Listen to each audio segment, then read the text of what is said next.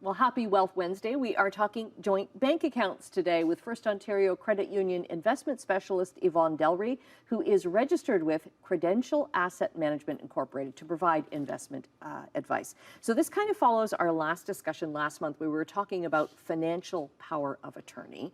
Now we're talking about joint bank accounts, because some people think, well, if I have a joint bank account, it's the same as a financial power of attorney, but it's not. But it's not. It's not. So a joint bank account is where everybody who is named on the account has equal ownership of the funds that are in the account.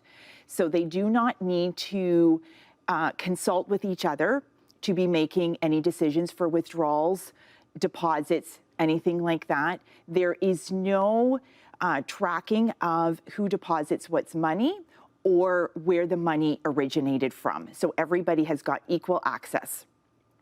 A lot of spouses use joint bank accounts. Yeah. They want to pay for joint expenses, marital expenses, things like that. But where we also see this happen is where parents who maybe one spouse has passed away and now they want to add their adult child or children onto their bank account. Okay, and can we run into some problems with that? Because there are benefits to it. You can kind of see what's happening. Yes, so there are some benefits to it, which we will get into. I think the first consideration is the trustworthiness, really for both roles, whether it's the power of attorney or a joint account holder. So you want to make sure it's somebody that is trustworthy. With a power of attorney, like we talked about last month, the individual doesn't take ownership of the funds, but is going to do things that are in the best interest of that person that they have the power of attorney for. With a joint bank account, they become owners of the funds. So if they run into any financial difficulty of their own, if they are not working, there could be the temptation that they think, I'm just struggling right now, let me just kind of dip into it and I will replace it later.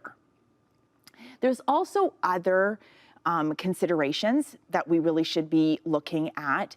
If one of the joint bank account holders runs into a separation, divorce, if they run into legal issues where possibly they are sued, or if they run into creditor issues, so their bank accounts are being garnished, anything like that, these are now attachable assets.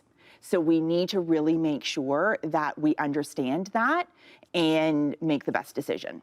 So are they a good idea or not? No, I think that they've got their benefits to them.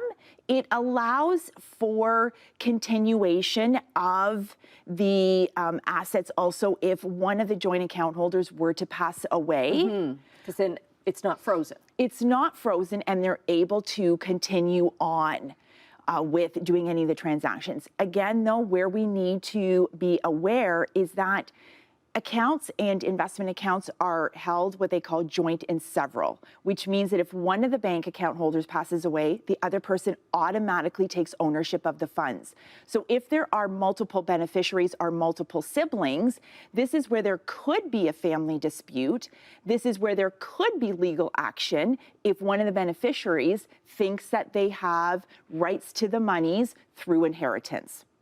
So understand wills, power of attorneys, joint bank accounts, benefits, risks, talk to your advisor, figure out what is best for your situation and for your family. Okay, some great advice, Yvonne, always. Thanks very much. We'll look forward to talking to you on the next Wealth Wednesday. We'll get all the details up on our website, chch.com/morninglive.